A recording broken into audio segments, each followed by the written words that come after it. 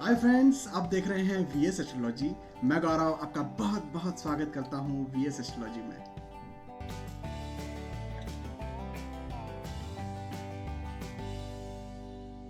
दोस्तों, आज की इस वीडियो में हम बात करेंगे काल सर्प दोष या काल सर्प योग के बारे में। मैं इस वीडियो में आपको बताऊंगा कि काल सर्प दोष या काल सर्प योग आखिर बनता कैसे है। आप कैसे जान सकते हैं कि आपकी कुंडली में या किसी और की भी कुंडली में ये दोष है भी या नहीं।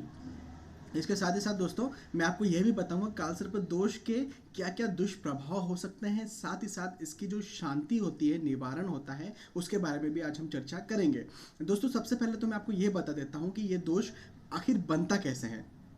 आप कैसे जान सकते हैं कि किसी की भी कुंडली में काल सर्प दोष या काल सर्प योग है भी या नहीं, क्योंकि दोस्तों ये चीज़ जानना बेहद ज़रूरी है। क्योंकि इसके पहले के वीडियो जो पितृदोष नाम का एक मैंने वीडियो बनाया, उसमें भी मैंने आपको ये बताया है कि ये कैसे बनता है।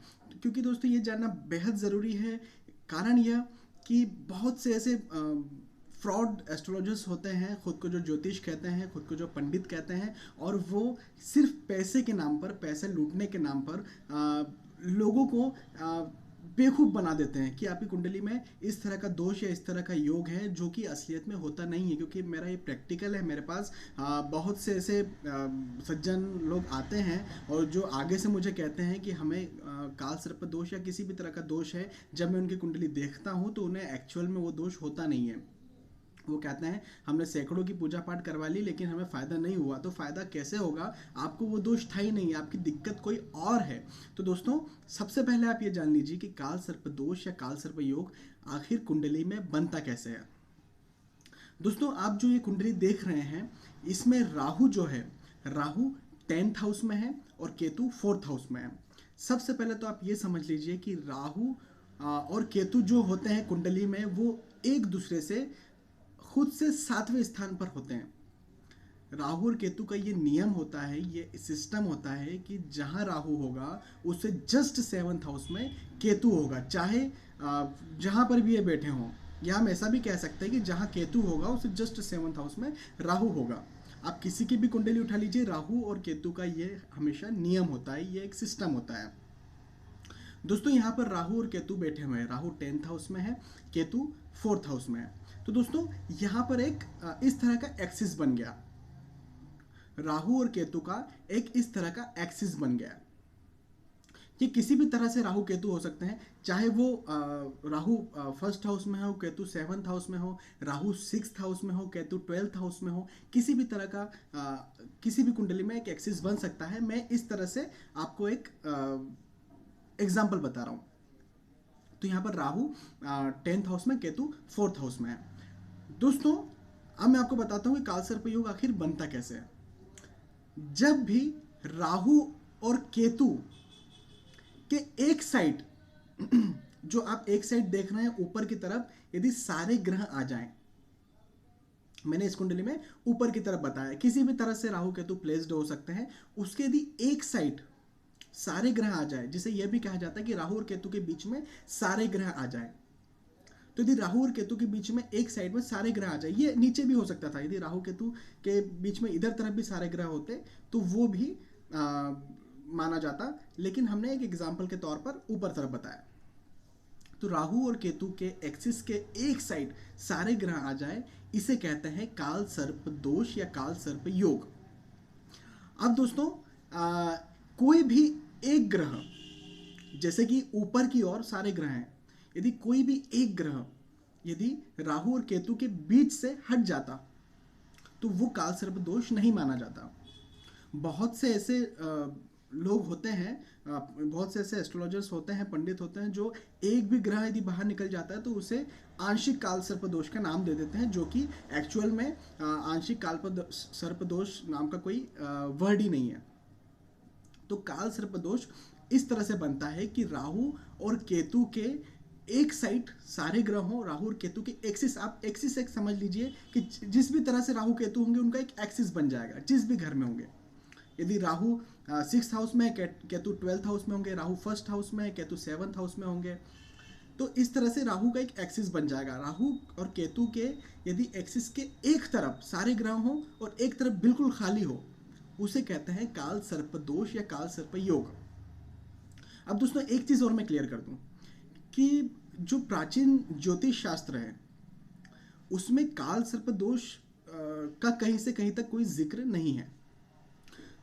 यदि आप वृहत पाराशर होरा शास्त्र उठा लें या लघु पाराशरी उठा लें तो उसमें अपना इस काल सर्प दोष का या काल सर्प योग का कोई जिक्र नहीं है, लेकिन कुछ विद्वानों के द्वारा किताबें लिखी गई हैं जिसमें काल सर्प दोष या काल सर्प योग के बारे में वर्णन किया गया है। यूनिवर्सिटी की ऑथेंटिक बुक में भी, वैदिक एस्ट्रोलॉजी के ऑथेंटिक बुक में भी काल सर्प दोष या काल सर्प योग का वर्णन किया गया है, इसलिए मैं इसे यहाँ पर समझा रहा हूँ। तो दोस्तों आपने समझ लिया कि काल सर्प दोष आप कैसे जान सकते हैं। राहु और केतु के बीच में या फिर राहु और केतु के एक साइड सारे ग्रह आ जाएं उसे कहते हैं काल सर्प दोष। कोई भी एक ग्रह यदि बाहर आ जाता है तो वो काल सर्प दोष नहीं माना जाता और काल सर्प योग या काल सर्प दोष के अंडर में वो चीज़ नहीं आती। तो आपको यदि कोई कहता है कि आपको काल सर्प दोष है तो आप ये चीज़ देखिए कि राहु और केतु के एक्सिस के एक और सारे ग्रह होना चाहिए और एक और बिल्कुल खाली होना चाहिए, चाहे वो एक्सिस कैसा भी बनता हो। एक बार फिर मैं कहता हूँ, एक्सिस किसी भी तरह से बन सकता है। जहां राहु बैठे हुए हैं उसे जस्ट 7th हाउस में केतु होते हैं, तो एक्सिस कैसा भी बन सकता है। उसके एक साइड सारे ग्रह हो, एक साइड सारे कोई भी ग्रह ना हो। तो मुझे लगता है आप लोग समझ गए कि काल सर्प दोष या काल सर्प योग कैसे बनता है। अब दोस्तों मैं आपको बता देता हूं कि काल सर्प योग या काल सर्प दोष के क्या क्या दुष्प्रभाव हो सकते हैं, दुष्परिणाम हो सकते हैं। दोस्तों काल सर्प दोष और काल सर्प योग में दुष्परिणाम जो देने वाले होते हैं वो होते हैं राहु और केतु। तो राहु और केतु जिस हाउस में बैठे होंगे उस हाउस के रिलेटेड राहु केतु दुष्परिणाम देंगे काल सर्प योग या काल सर्प दोष में। मान लीजिए फॉर एग्जाम्पल राहु यदि बैठे हुए हैं 11th हाउस में, तो व्यक्ति जो चूंकि 11th हाउस होता है आय का, इनकम का, बड़े भाई बहनों का, तो व्यक्ति की जो आय है, जो रेगुलर इनकम है, उसमें कुछ ना कुछ व्यक्ति को दिक्कतें परेशानी चलती रहेगी, चाहे उसे अच्छी ग्रह की महादशा या अंतर्दशा चल रही हो तो भी। उसी तरह जब राहु 11th हाउस में होंगे तो केतु 5th हाउस में होंगे, तो व्यक्ति को संतान को लेकर व्यक्ति परेशान रहेगा, कुछ ना कुछ अचानक हानि होगी व्यक्ति को। काल सर्प योग या काल सर्प दोष के कुछ प्रकार होते हैं जिनके बारे में हम चर्चा अगले वीडियो में करेंगे, लेकिन इस वीडियो में मैं आपको प्रकार नहीं बताऊंगा। इस वीडियो में सिर्फ एक सामान्य जानकारी मैं आपको दे रहा हूं कि काल सर्प योग आखिर बनता कैसे है और उसके क्या दुष्प्रभाव हो सकते हैं, क्या उसकी शांति हो सकती है। तो दोस्तों आपने जान लिया राहु केतु जिस हाउस में होंगे उस हाउस से रिलेटेड व्यक्ति को कुछ ना कुछ दिक्कतें परेशानी चलती रहेगी। तो काल सर्प दोष या काल सर्प योग का निवारण करना भी बहुत ज़रूरी है, लेकिन कुछ फ्रॉड एस्ट्रोलॉजर्स होते हैं, कुछ फ्रॉड ज्योतिषी होते हैं, पंडित होते हैं जो कि सिर्फ पैसों के लिए झूठा व्यक्ति को कह देते हैं कि काल सर्प योग है आपको, और फिर पैसों के कारण, पैसे ऐंठने के कारण उनकी पूजा पाठ कुछ करवा देते हैं। तो आपको कोई महंगी पूजा पाठ करने की भी कोई ऐसी कोई ज़रूरत नहीं है, मैं आपको बता देता हूँ, जिससे आप खुद भी काल सर्प योग का निवारण कर सकते हैं। यदि आपके कोई विश्वसनीय विद्वान है, कोई विश्वसनीय पंडित है, तो आप बिल्कुल उनसे काल सर्प योग या काल सर्प दोष की पूजा पाठ वगैरह करवा सकते हैं। लेकिन मैं आपको यहाँ पर एक ऐसे मंत्र भी देता हूँ जिससे आपको काल सर्प दोष या काल सर्प योग में ज़रूर शांति मिलेगी, 100% शांति मिलेगी। और मेरा ये प्रैक्टिकल है, मैंने जिन्हें ये चीज़ बताई है उन्हें बिल्कुल इस चीज़ से शांति मिल रही है। दोस्तों काल सर्प दोष आखिर नाम कैसे पड़ा? जो राहु को ज्योतिष में काल कहा गया और केतु को ज्योतिष में सर्प कहा गया, तो जब राहु और केतु के बीच में सारे ग्रह आ गए तो इसे काल सर्प दोष कह दिया गया। तो राहु केतु का ओवरऑल यहाँ पर शांति करने की जरूरत पड़ती है। कुछ विद्वान ये भी मानते हैं कि यहाँ पर नाग देवता की भी शांति करना चाहिए, नाग देवता का भी पूजन पाठ करना चाहिए। यदि करना चाहते हैं तो कर सकते हैं, लेकिन स्पेशली और खास तौर पर मेरे अनुसार यहाँ पर राहु केतु से ये दोष बन रहा है, तो सिर्फ और सिर्फ राहु केतु की शांति करना जरूरी है। दोस्तों आप एक काम कीजिए, काल सर्प दोष की शांति के लिए हर इवनिंग को मैं जो मंत्र दे रहा हूं वो मंत्र कम से कम एक माला का जप आप जरूर करें। आपको काल सर्प दोष या काल सर्प योग में जरूर शांति मिलेगी। पहला तो राहु का मंत्र है, ओम राम राहुवे नमः। इस मंत्र की कम से कम एक माला का जप आप जरूर करें। और केतु देवता का जो मंत्र है ओम केम केतवे नमः, इस मंत्र की भी कम से कम एक माला का आप जब रोज करें, इवनिंग में करें, आपको जरूर कालसर्प दोष या कालसर्प योग से शांति मिलेगी। अब कितना करें? तो चूंकि दोस्तों आपको ये जन्मजात कालसर्प दोष है, चूंकि आपकी जन्म कुंडली में है, तो आप यदि जीवन भर भी ये करते हैं तो आपके लिए फायदेमंद है। लेकिन कम से कम 4 से 5 महीने तो इस एक एक माला का जब आप डेली करें, डेली इवनिंग में करें, तो आपको ज़रूर शांति मिलेगी। दोस्तों यह मैंने आपको बताया कि कालसर्प दोष आखिर बनता कैसे है, आप कैसे जान सकते हैं कि आपकी कुंडली में कालसर्प दोष है, उससे क्या क्या दिक्कतें हो सकती हैं, मैंने आपको यह भी बताया। साथ ही साथ मैंने आपको उसकी शांति के उपाय भी बता दिए। तो अब मुझे विश्वास है कि आप किसी भी पोंगा पंडित की बातों में नहीं आएंगे, किसी भी फ्रॉड एस्ट्रोलॉजर की बातों में नहीं आएंगे, और यदि आपको रियली में कालसर्प दोष या योग है तो आप उसे जान जाएंगे। एक चीज़ और है, एक मिथ है जिससे मैं और पर्दा उठाना चाहता हूँ। लोग समझते हैं कि कालसर्प दोष है मतलब कि आपके साथ बुरा होगा। ऐसा ज़रूरी नहीं है।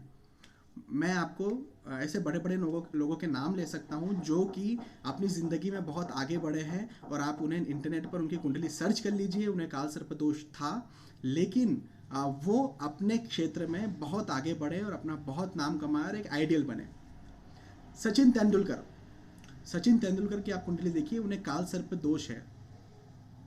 तो दोस्तों सचिन तेंदुलकर को चूंकि कालसर्प दोष है, लेकिन आज कौन नहीं सचिन तेंदुलकर जैसा बनना चाहता। जवाहरलाल नेहरू, उन्हें कालसर्प दोष था।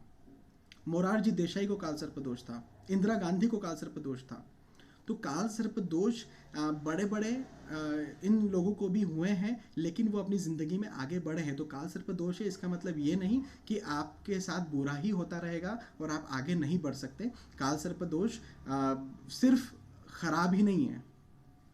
यदि आपको कोई डराना चाहता है तो उससे बिल्कुल भी ना डरे। हाँ, यदि आपको परेशानियां आ रही हैं तो उसका ये उपाय करें जो मैंने आपसे कहा, आपकी परेशानियां वो 100% दूर हो जाएगी। यदि आप दूसरे विद्वान से भी करवाना चाहते हैं और यदि आपके विश्वसनीय विद्वान हैं तो आप फ्री हैं उनसे करवाने के लिए, मैं उनसे करवाने का मना नहीं कर रहा आपको। लेकिन यदि आप बिना खर्च किए, बिना पैसों का खर्च किए खुद से ये काम करना चाहते हैं तो मैंने जो 2 मंत्र दिए, इन मंत्रों का आप रेगुलर जाप करें, आपको ज़रूर शांति मिलती है। और यदि आपको ऐसा लगता है कि नाग देवता के मंदिर भी जाना चाहिए तो आप जा सकते हैं, लेकिन मेरी मान्यता अनुसार राहु और केतु से चूंकि ये योग बन रहा है तो राहु और केतु की शांति ही यहाँ पर बेहद ज़रूरी है। दोस्तों मैंने यहाँ पर आपको एक कालसर्प दोष के बारे में या कालसर्प योग के बारे में एक सामान्य जानकारी दे दी। आज के लिए दोस्तों इतना ही। आगे मैं एक और वीडियो बनाऊंगा जिसमें कालसर्प योग के जो प्रकार होते हैं उनके बारे में हम चर्चा करेंगे, उनसे क्या क्या हानियां हो सकती है उसके बारे में भी हम चर्चा करेंगे।